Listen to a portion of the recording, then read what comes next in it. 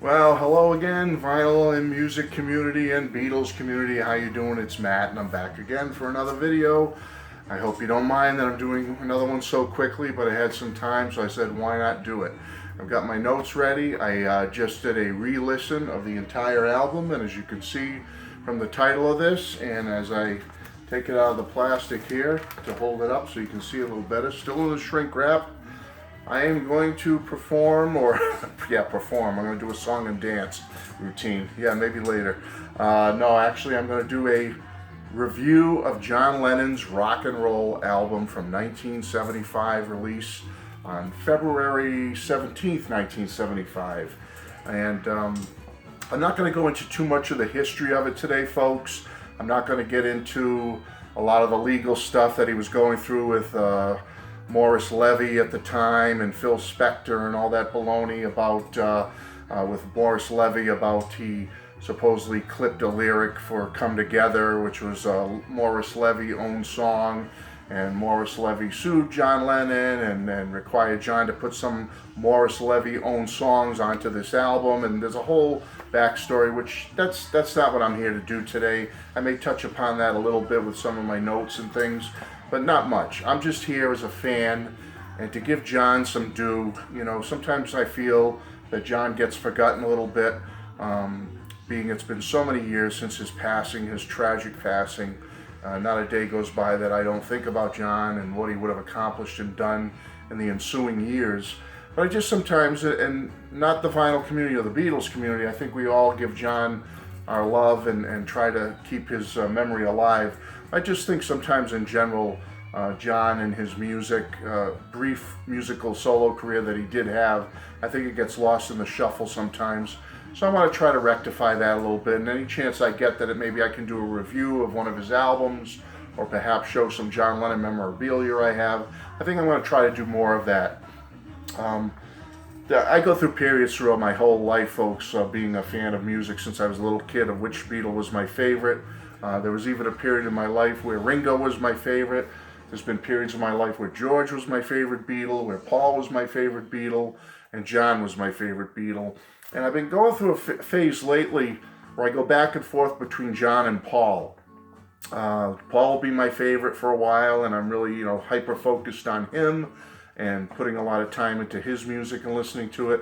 And then I go back to periods where I get into John Lennon again and get into his music and revisit it and enjoy it. And I'm in one of those periods right now where John appears to be my favorite Beatle.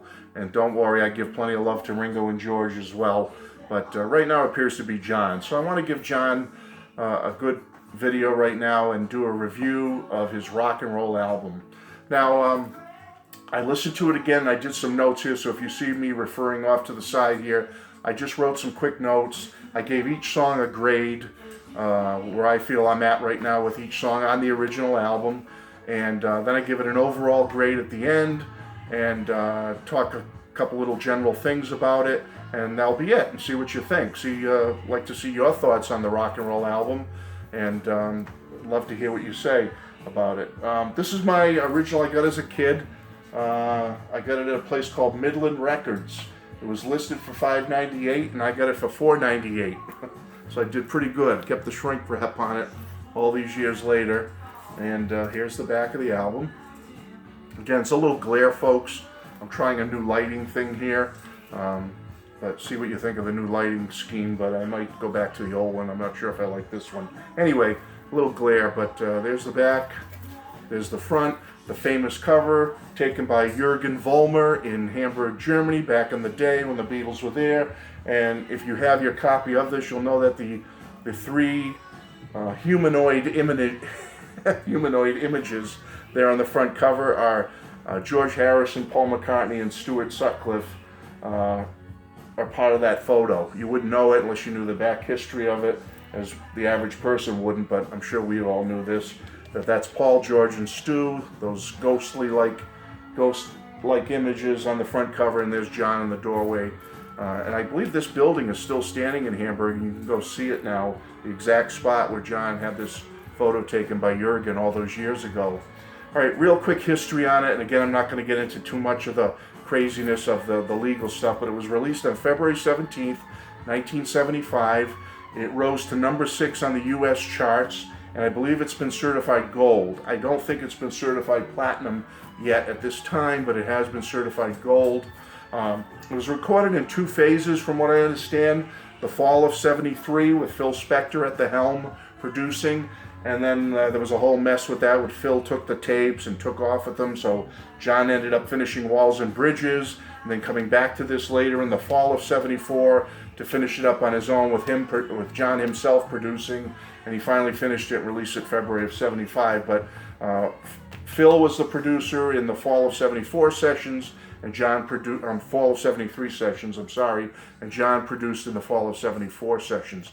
They had a ton of different people, well-known people, that helped record this album. I don't have all the names listed, but I wrote a few big names that popped out at me, and I figure I'd share them with you. You had people like Jesse Ed Davis on guitar. You had Steve Cropper on guitar on this album. Even Jose Feliciano played acoustic guitar. Jim Keltner, of course, on drums. Hal Blaine, the famous Hal Blaine from the Wrecking Crew, plays drums on some of the tracks.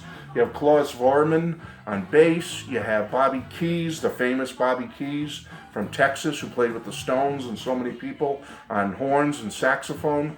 Just an array of names of people that helped record this album with John is amazing. And again, I won't go into the whole history of the trouble with Morris Levy, but I'll just say that it caused John a lot of headaches for no reason. I think Morris Levy was whatever you pronounce it, was a jerk. I just think that whole thing was a mess. He ended up putting out that Roots album, that quickly, hastily released Roots album. John Lennon sings the great rock and roll hits or something. I don't have that, so I can't show you. Maybe someday I'll get it, but that's not what this video is all about. This video is just about to celebrate John and his rock and roll album from 1975 and give my little review of it. Now, the album kicks off with Bebop-A-Lula. I love this version. I think it's a great version. I think the solo guitar is nice, well done. John's vocal is perfect. It rocks along. It's a cool cover version of Bebop-A-Lula. I give it an A+. Love it. Okay, the second song, and again referring to some notes because I don't want to forget anything, is Stand By Me. This was the single from the album, made number 20 on the U.S. charts, which isn't bad. Top 40, I think that's good that John made the top 40 with that as a single. I like it. I think it's a perfect production. I think it's a great version of Stand By Me. It's a classic. It's one of these songs that everybody knows when it comes on. John's version of Stand By Me, perfect. A+, in my book, A+. All right, the next one, medley, Rip It Up and Ready Teddy. I like the concept. I like the way he combined the two songs. I really think it's a really fun listen. I enjoy it. I wish there was a little more guitar in it. I think that's the thing I'll say about this whole album as a whole, is I wish that there was a little less horns. I'm not making a big complaint here. A little less horn section and a little more guitars would have been to my liking. But I'm not complaining. It doesn't affect the overall rating of the album too much for me. Just that my personal preference, I wish John had more guitars on songs like the Rip It Up, Ready Teddy medley would have been nice instead of the horn stuff. But I do like the concept. A ripping solo would have been nice by a guitar in there, but that's okay. I still give that medley a B+. Next one is You Can't Catch Me. I like it. It's a very funky version. John's voice is a tad too echoey for me. I think there's a little too much production on it, but doesn't hurt it too much for me. I give You Can't Catch Me a B. Okay, ain't that a shame? Well, let's face it right off the top, and I'm not here to bash anyone else, but it's much better than Paul's version on the Russian album. Okay, I've talked about Paul's Russian album before and mentioned it, and I know Mr. Mayo has mentioned the version of Paul's Ain't That a Shame, and we don't like it. Okay, I don't like it. So John wins that one hands down. I like his version of Ain't That a Shame on this album. There's a nice piano throughout. I like his version very much. It's certainly better than Paul's, as I said, but not to slam Paul. And I have to give it an A here. I think John's version deserves an A on this album. Okay, Do You Want to Dance? Totally revamped version. He really revamped and revised this version. I almost think it has like a reggae-ish production. It's not terrible. It's not great. I give it a C+. C+ on Do You Want to Dance? Sweet Little 16. Okay, and again, he revamped the production of it and the sound of it. It's slowed down quite a bit. I wish there was a little more guitar on it instead of the horn section again, but I'm going to give Sweet Little 16 a B-. I like it. It's good.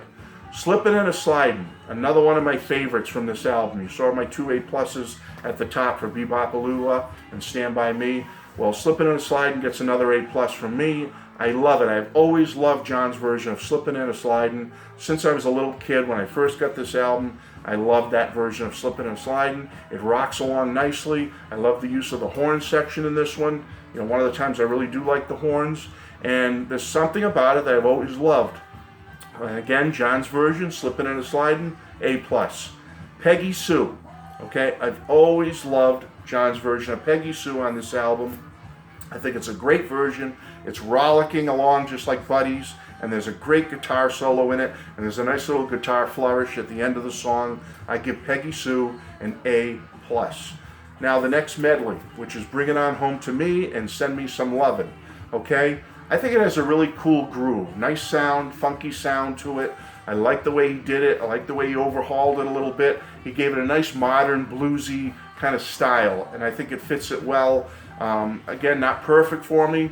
Again, maybe a little bit too much production. That's the thing I might go back to a little bit on this album. It might be a little bit overproduced in some areas, but not a big complaint. So I took that down a little bit and gave that a B. Okay, on the medley. Bring It On Home to Me and Send Me Some Lovin', a B. Okay, Boney Maroney. I thought it was much slower than it should have been. I don't like the speed of Boney Maroney on this. It's a little bit draggy for me. The production is kind of blah. I'm sorry, this is the worst track on the album for me. I gave it a D+. Okay, Ya Ya. I think it's half-baked. I don't like the production. I think there's too many horns on this. Definitely needs more guitar. Ya Ya gets a C- from me. All right? And the last one on the official album is Just Because. I have always liked John's version of Just Because. I like John's intro, spoken intro to the song. I like the overall sound of it. I like the production. I like the way he sings it. I give Just Because a B+ on this album. Okay? And my overall rating for an era that, you know, you got to look at the era it was recorded between 73 and 74. Came out in 75.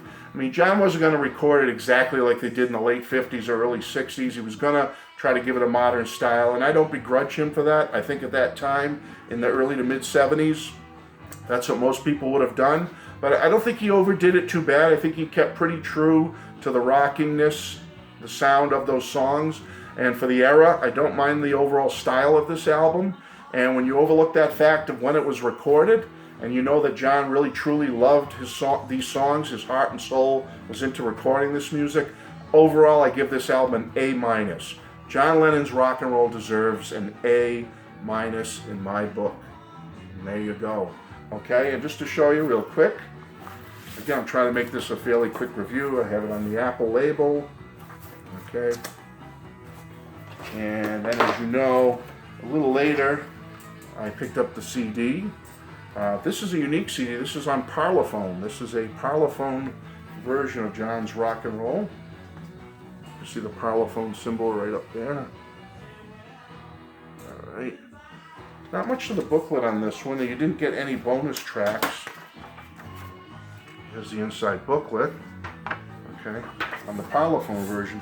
This is the nice one I really like. This one here that came out. This isn't part of the box set or the thing that came out in the last few years. But do you remember when they, let's see here, remixed and remastered? Yeah, this is the version. Sorry about that. It's the one that's on right now playing, actually. I like this version. I'm not sure. I got to compare again. But I think I like this remixed, remastered version a little better than the original version, than the original album version. You know, call me crazy, whatever, but I just something about this remix. I think it gives it a little better flavor, a little better sound, and for me anyway, it's got the bonus cuts on it of Angel Baby, again with the glasses here. Yeah, Angel Baby, to know her is to love her, Since My Baby Left Me, and you get a little revision or revised version of Just Because on this bonus edition. But again, this is remixed. I highly recommend the remixed version. Very good. So, again, that's all I want to say about it, folks. I'm happy you stopped in again. I just want to give John some love. and start doing some things that are more John related. And I thought I'd start with his rock and roll album, because for me, this is an album I got when I was very young. As I said, right when it first came out, I had to be 13 or 14. One of the first John Lennon solo albums I got, along with Shaved Fish. Believe it or not, those are my first two. Although I should say that his original John Lennon Plastic Ono Band I did take out of the library. Sounds crazy, but back then you could take albums out of libraries, and I took John Lennon's Plastic Ono Band album out when I was about 12 or 13, and that was one of the first John Lennon solo albums I heard. But the first two I got on my own was Rock and Roll and Shaved Fish. And so it has a special place in my heart, this album. Again, I give it an A-. Great effort from John. I like it. I listen to it whenever I can, and I highly recommend it. Thanks again, everybody. God bless. I hope you enjoyed this little quick video about John's rock and roll album, and I'll talk to you soon. Bye-bye.